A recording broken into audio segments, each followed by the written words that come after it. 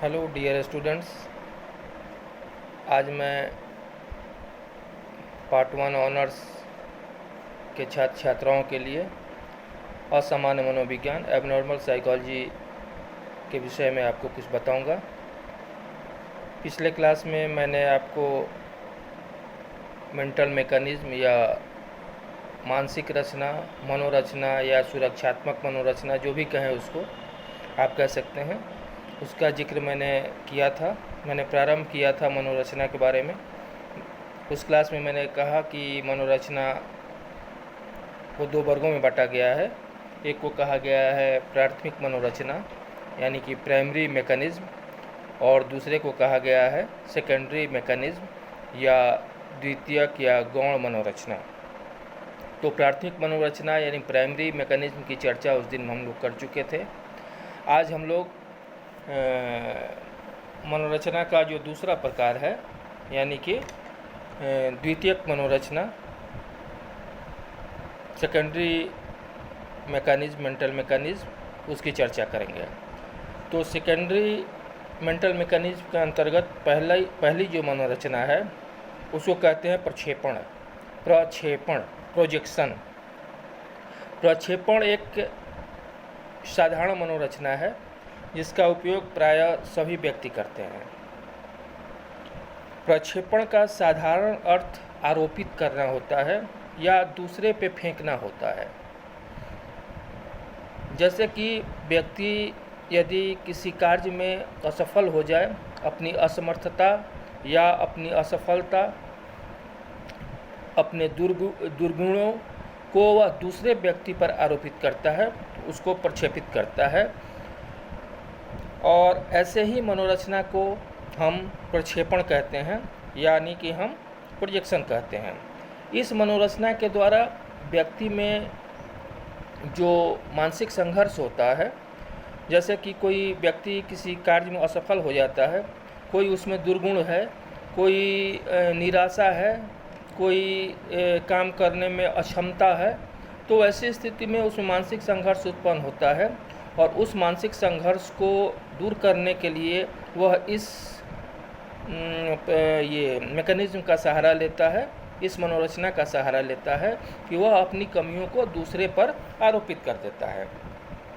जैसे कि कोई व्यक्ति या कोई बच्चा परीक्षा में यदि फेल हो जाता है तो वह दूसरे व्यक्तियों पर यानी कि परीक्षक पर या जहाँ पे वह परीक्षा दे रहा था वहाँ पे के वीक्षकों पर आरोप लगाता है, उनको आरोपित करता है कि परीक्षक ने सही ढंग से कॉपी नहीं देखा, या जो परीक्षा हॉल में जो लोग वीक्षक के काम कर रहे थे उन्होंने हमको काफ़ी डिस्टर्ब किया, इत्यादि इत्यादि।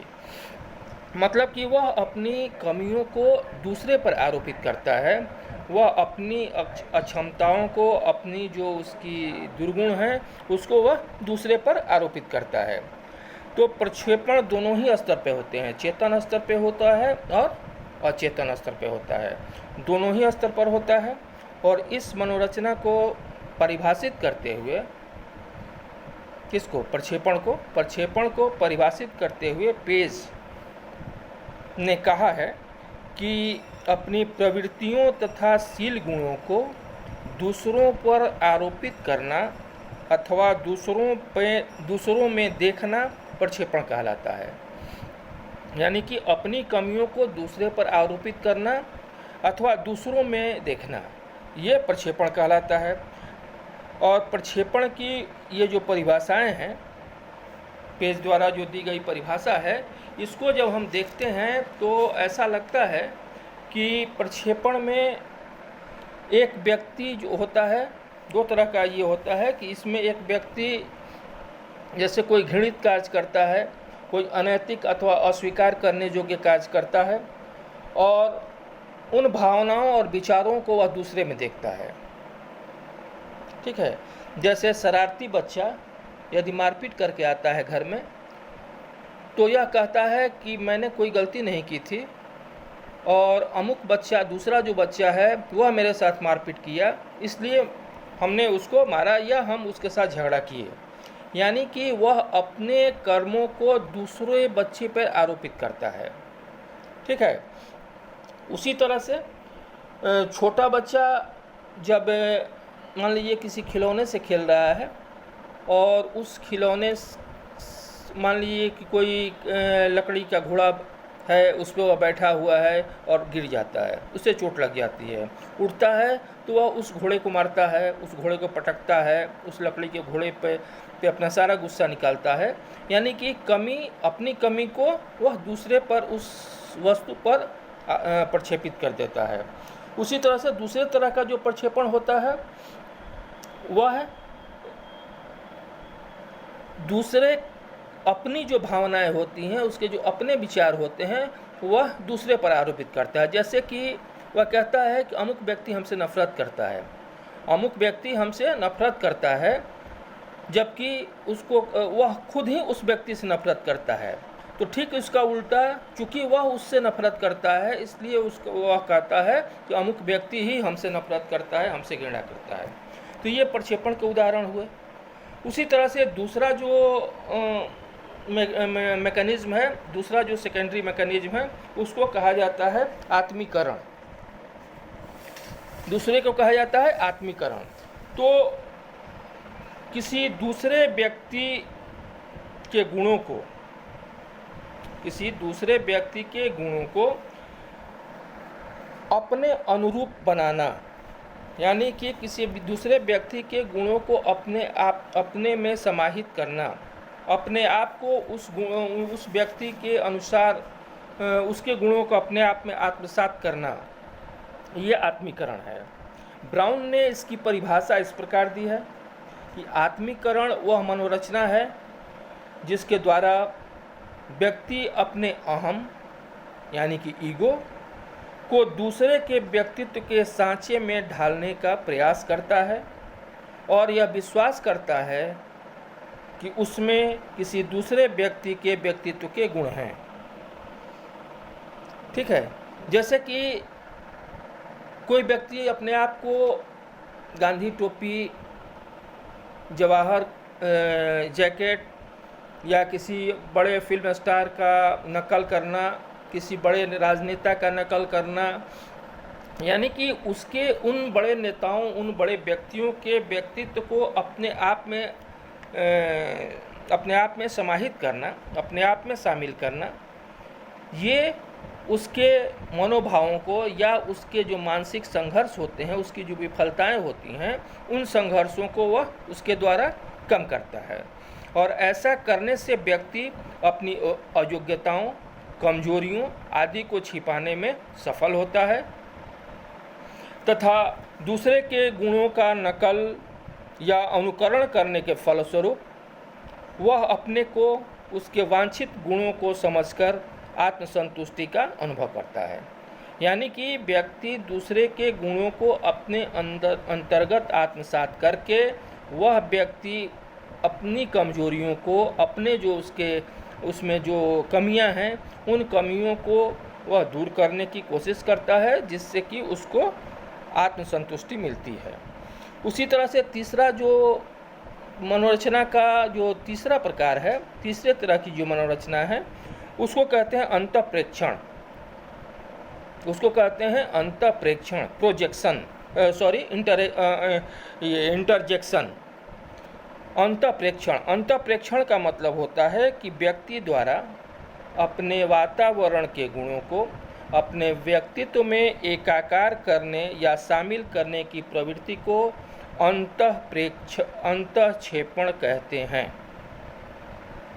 यानी कि वातावरण के इर्द गिर्द, वहाँ जहाँ व्यक्ति रहता है उसके इर्द गिर्द के गुणों को, उन विशेषताओं को अपने अंदर वह शामिल करने की कोशिश करता है और उसके द्वारा ही वह अपनी जो उसकी मानसिक, उसके जो तनाव होते हैं, उस मानसिक तनाव को कम करने का वह उपाय करता है। तो स्थानांतरण भी ये जो है, ये क्या बोल रहे थे,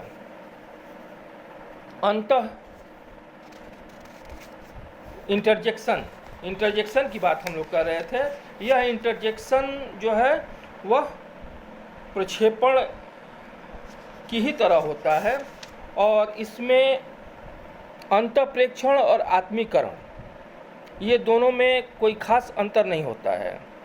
यहाँ अंतःप्रेक्षण और आत्मीकरण में अंतर स्पष्ट कर लिया जाना चाहिए, क्योंकि ये दोनों ही मनोरचनाएं लगभग एक स्वरूप की होती हैं। अंतःप्रेक्षण और आत्मीकरण ये दोनों ही जो मनोरचनाएं हैं वह मूलतः एक तरह की होती हैं। उनमें बहुत ही एक संक्षिप्त बहुत छोटा सा अंतर होता है, और वह है कि आत्मीकरण में व्यक्ति दूसरों की तरह बनना चाहता है, जबकि अंतःक्षेपण में व्यक्ति दूसरे के गुणों को अपने व्यक्तित्व में शामिल करना चाहता है। दोनों में यही अंतर है। इस तरह से फ्रायड ने मनोविदलता जो सिजोफ्रेनिया के रोगी हैं और सिजोफ्रेनिया के रोगियों के लक्षण में इस अंतःक्षेपण को काफ़ी देखने का प्रयास किया है। देखता है कि जो सिजोफ्रेनिया के पेशेंट होते हैं उनमें यह जो मनोरचना होता है वह बहुत ज़्यादा होता है, क्योंकि वो अपने आप को बहुत बड़ा कवि समझते हैं, बहुत बड़े राजनेता कहते हैं या बहुत बड़ा कोई फिलोसफर कहते हैं। यानी कि उनमें एक ये महानता का ये होता है, यानी कि वह दूसरे के पर्सनालिटी को अपने अंतर्सात करते हैं। उसी तरह से अगला जो ये है मनोरचना है उसको कहते हैं विस्थापन, प्लेसमेंट। प्लेसमेंट का मतलब होता है, विस्थापन का अर्थ होता है कि किसी एक वस्तु से दूसरे वस्तु पर संवेगों का स्थानांतरण। एक वस्तु से दूसरे वस्तु पर संवेगों का जो स्थानांतरण होता है उसको हम कहते हैं विस्थापन, उसको हम कहते हैं डिस्प्लेसमेंट। यानी कि आप उदाहरण द्वारा समझ सकते हैं कि जैसे अपने माता पिता के प्रति यदि किसी में घृणा का भाव हो तो वह एक ऐसा भाव है जिसको आप प्रदर्शित नहीं कर पाते हैं, नहीं कर सकते हैं, क्योंकि सुपर ईगो इसका इजाज़त नहीं देता है। वह कहता है कि यह गलत काम है, यह गलत बात है, यह आपका विचार गलत है। तो सुपर ईगो कभी भी इसको इजाज़त नहीं देता है, और सुपर ईगो जब इजाज़त नहीं देता है वैसी स्थिति में व्यक्ति में मानसिक तनाव होता है, मानसिक संघर्ष होता है, और उस तनाव से बचने के लिए व्यक्ति विस्थापन का सहारा लेता है। जैसे कि यदि घर में कोई पत्नी से झगड़ा करके, पत्नी से किसी तरह का मनमुटाव करके और जब घर से बाहर जाता है तो वह दूसरों पर गुस्सा निकालता है। कॉलेज में जाता है, यदि टीचर है, पत्नी से झगड़ा करके गया है तो कॉलेज में अपने विद्यार्थियों पर अपना गुस्सा निकालता है।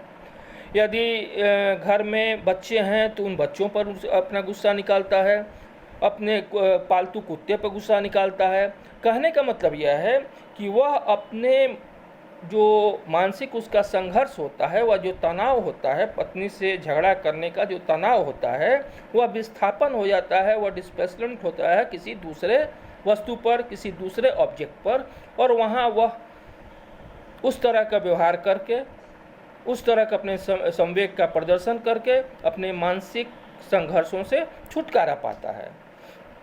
उसी तरह से विस्थापन के बाद जो दूसरी जो मनोरचना है उस मनोरचना को कहते हैं स्थानांतरण।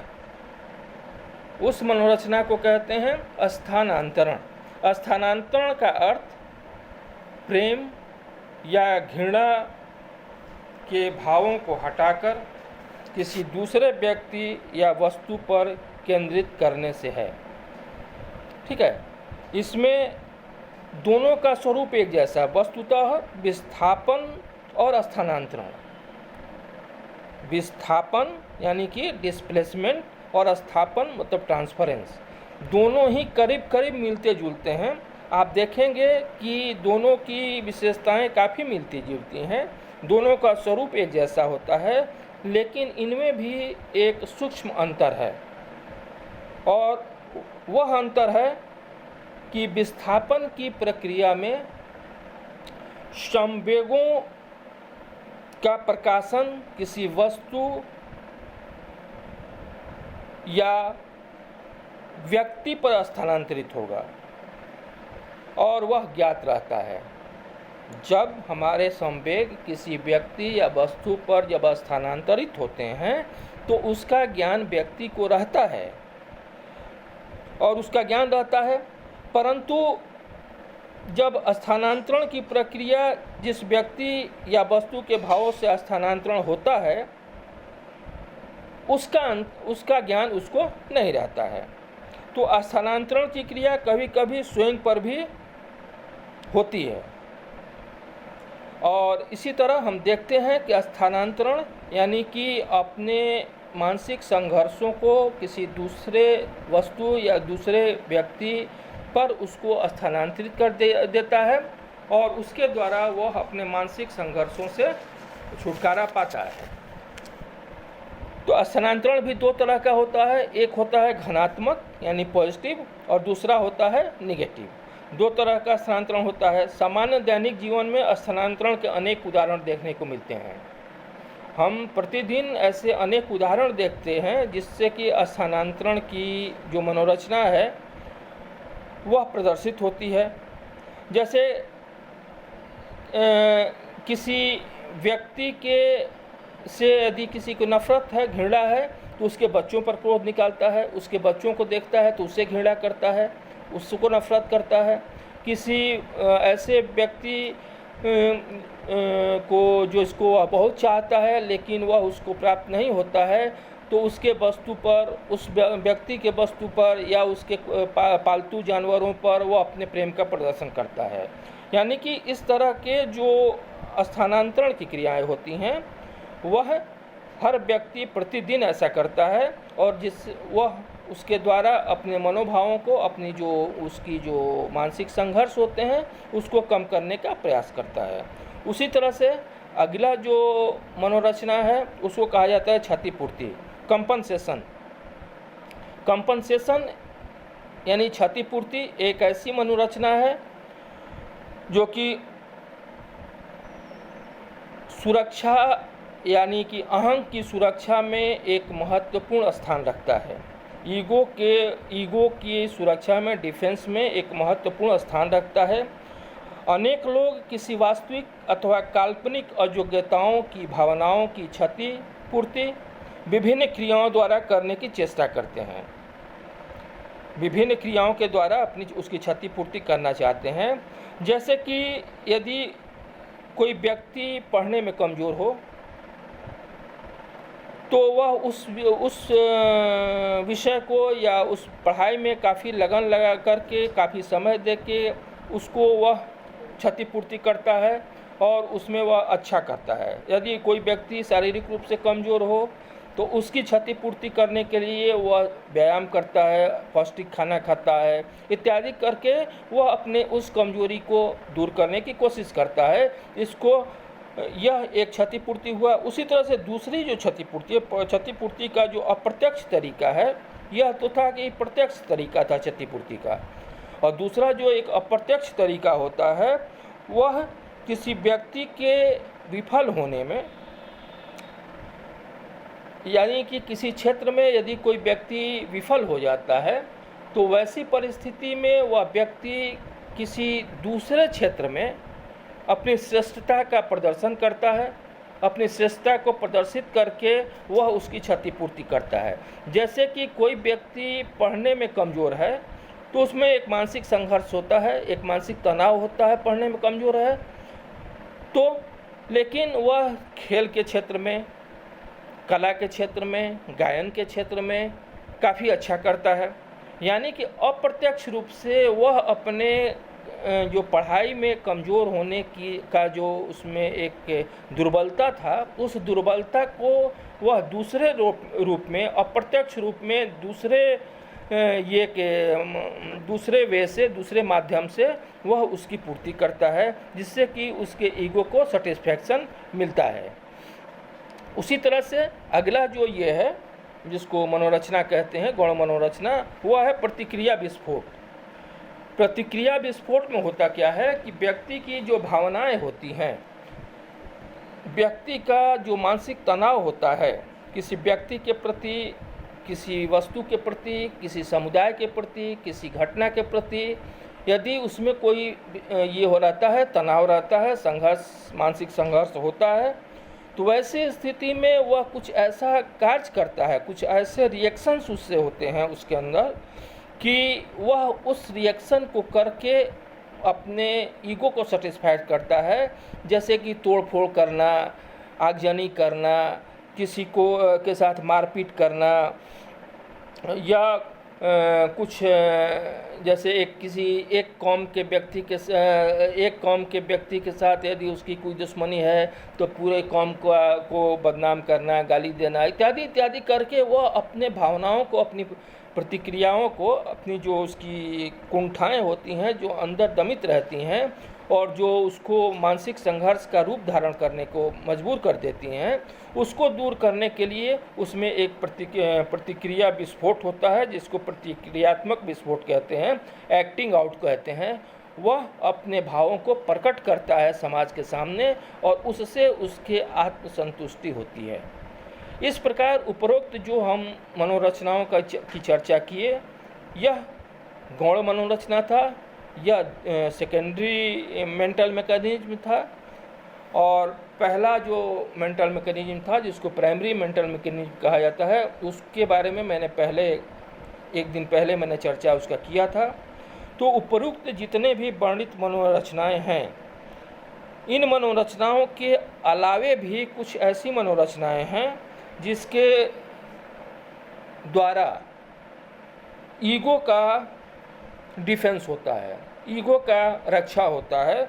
जैसे कि कल्पना, दिवा स्वप्न, नकारात्मकता, निगेटिविटी आदि ऐसी कुछ मनोरचनाएं हैं जिसके द्वारा व्यक्ति के ईगो का सेटिस्फैक्शन होता है। इन सभी मनोरचनाओं का एकमात्र उद्देश्य यही होता है कि व्यक्ति के अंदर जो मानसिक संघर्ष है, व्यक्ति के अंदर जो मानसिक रूप से जो तनाव पैदा होता है, उस तनाव का समाधान कैसे किया जाए और उन तनावों से मुक्ति पाने के लिए क्या क्या करना पड़ेगा, उसको कैसे दूर किया जाएगा, इत्यादि बातें हमारे इस डिफेंस मैकेनिज्म में देखने को मिलता है। That's all. आपका डिफेंस मैकेनिज्म आज यहीं पे ख़त्म होता है। धन्यवाद।